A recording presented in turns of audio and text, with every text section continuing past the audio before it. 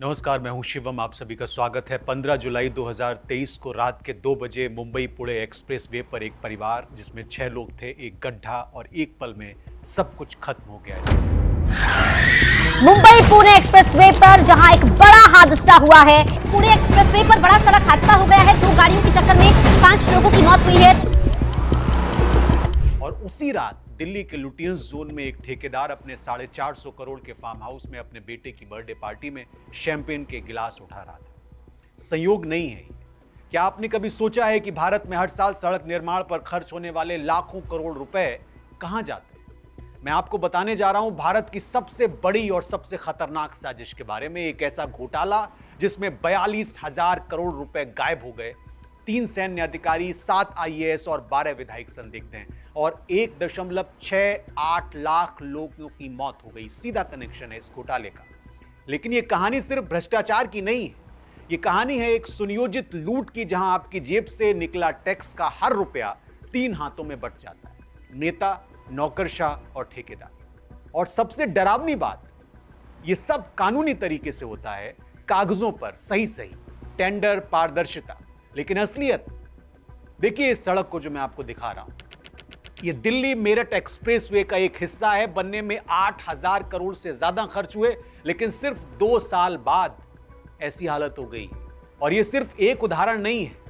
CAG की 2022 की report यह बताती है कि पिछले 10 सालों में राष्ट्रीय राजमार्ग निर्माण में 42,000 करोड़ रुपए का घोटाला हुआ है। CAG report number 19 2022। लेकिन यह सिर्फ वो आंकड़ा है जो सामने आया, जो मैं आपको बता पा रहा हूं। असली कहानी इससे कहीं ज्यादा गहरी और अंधेरी है। यह कहानी है उन दबे हुए दस्तावेजों की जो सरकारी तिजोरियों में बंद है। यह कहानी है भारत के सबसे बड़े सड़क निर्माण घोटाले की। आज मैं आपको लेके चलूंगा उस अंधेरे में, जहां टेंडर, दस्तावेजों में हेरफेर, ठेकेदारों का राजनीतिक नेक्सस और सरकारी अधिकारियों की मिलीभगत ने राष्ट्रीय संपत्ति को निजी जेबों में भर दिया। भारत में सड़क निर्माण का खेल समझने के लिए हमें वापस जाना होगा साल 2000 में, जब तत्कालीन प्रधानमंत्री अटल बिहारी वाजपेयी ने गोल्डन क्वाड्रिलेटरल प्रोजेक्ट की घोषणा की थी। यह भारत का सबसे महत्वाकांक्षी इंफ्रास्ट्रक्चर प्रोजेक्ट था। दिल्ली, मुंबई, चेन्नई और कोलकाता को जोड़ने वाला 5,846 किलोमीटर का नेटवर्क। बजट था 60,000 करोड़ का। 60,000 करोड़। शुरुआत अच्छी थी। 2000 से 2010 तक भारत ने हर दिन औसतन 12 किलोमीटर सड़क बनाई। अच्छा आंकड़ा था ये। लेकिन 2010 के बाद सब कुछ बदलने लगा। 2008 में सरकार ने सड़क निर्माण के लिए पब्लिक प्राइवेट पार्टनरशिप यानी ट्रिपल पी मॉडल को बड़े पैमाने पर अपनाया। सिद्धांत यह था कि प्राइवेट कंपनियां सड़क बनाएंगी और टोल से पैसा वसूलेंगी, सरकार केवल जमीन देगी और नियामक बनी रहेगी। लेकिन यहीं से खेल शुरू। कैग की 2016 की यह रिपोर्ट कहती है कि एनएचएआई ने 234 ट्रिपल पी प्रोजेक्ट में अनुमानित लागत से 35% ज्यादा राशि स्वीकृत की। 35%। यानी अगर किसी प्रोजेक्ट की अनुमानित लागत 100 करोड़ थी, तो ठेकेदार को दिए गए 135 करोड़। यह अतिरिक्त 35 करोड़ कहां गए? इसका जवाब टेंडर दस्तावेजों में छुपा हुआ है। लेकिन असली खेल शुरू हुआ 2014 के बाद।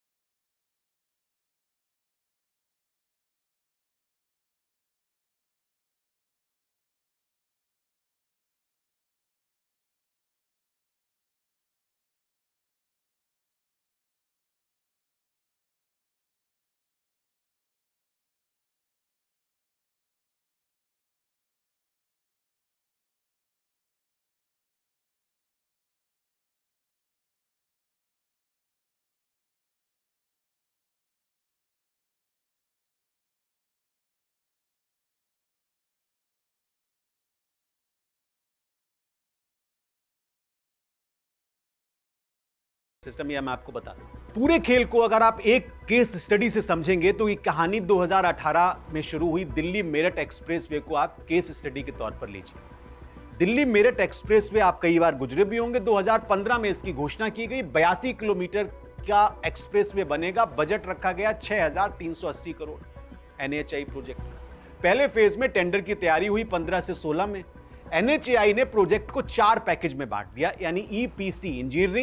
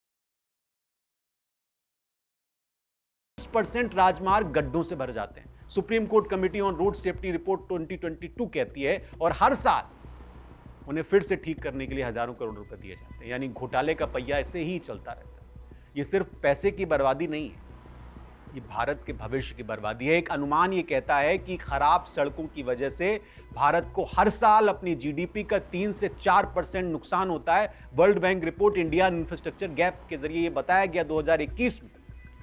अब कितना हुआ ये जानते हैं? लगभग 10 लाख करोड़। अब आप सोचिए कि अगर पिछले 10 सालों में ये 42,000 करोड़ का घोटाला न हुआ होता तो हर जिले में एक अच्छा अस्पताल बन जाता, 5 लाख शिक्षकों को नियुक्त किया जा सकता था इतने पैसे में, 50 नए आईआईटी आईआईएम खोले जा सकते थे इतने पैसे में। लेकिन ये पैसा गया किसी नेता के स्विस बैंक खाते में, किसी ठेकेदार के बेटे की फरारी में, किसी नौकरशाह के फार्म हाउस में। ये लड़ाई लंबी है, लेकिन हर लड़ाई एक कदम से शुरू होती है, और ये पहला कदम है अवेयरनेस, जागरूकता। आज आपने जो सुना देखा उसे आगे बढ़ाएं, अपने परिवार दोस्तों सोशल मीडिया पर इसको शेयर करें और सवाल पूछें, आरटीआई दाखिल करें। मैं आरटीआई इसलिए कहता हूं, मुझे पता है कि उसको बिल्कुल पंगु बना दिया गया, लेकिन कम से कम करें तो। क्योंकि जब तक हम चुप बैठे रहेंगे ये घोटाला चलता रहेगा, और जब तक ये घोटाला चलेगा हमारी सड़कें टूटती रहेंगी, बच्चे गड्ढों में गिर के मरते रहेंगे और हमारा देश ऐसे ही पीछे जाएगा। तो आज का सवाल ये नहीं है कि सरकार क्या करेगी, सवाल ये है कि हम क्या करेंगे। सरकार तो क्या कुछ ही करेगी, क्या करेगी। अगर आपको ये पड़ताल ठीक लगी हो, महत्वपूर्ण लगी हो, तो इस वीडियो को जरूर लाइक करें, शेयर करें, और आप ये भी बताएं कि क्या आपके आसपास भी ऐसे लोग रहते हैं जो मैं जिस नेक्सस की, मैं द नेक्सस की जो मैं बात कर रहा हूं, जिनके पास अचानक से बहुत संपत्ति आ गई क्योंकि वो इस पूरे नेक्सस से जुड़े हुए थे। ये एक ऐसी कहानी है जिसको हम रोज देखते हैं। और आप जानते हैं कि ये NHAI जो सड़कें बनाने के मंत्रालय किसके पास है? उनके पास है, जिन्होंने सोशल मीडिया के जरिए अपनी इतनी अच्छी इमेज बनाई है कि वो सबसे मासूम नेता लगे, उनके पास है। अभी उन्होंने एथेनॉल का बड़ा कांड किया, उसकी एक अलग कहानी मैंने की भी है। अगर उसके और डीप में चले जाएं तो इतने घोटाले घपले पता चलेंगे कि नींद नहीं आएगी। मुझे इजाज़त दीजिए, कल फिर किसी विषय के साथ आपसे फिर मुलाकात करें। बहुत शुक्रिया।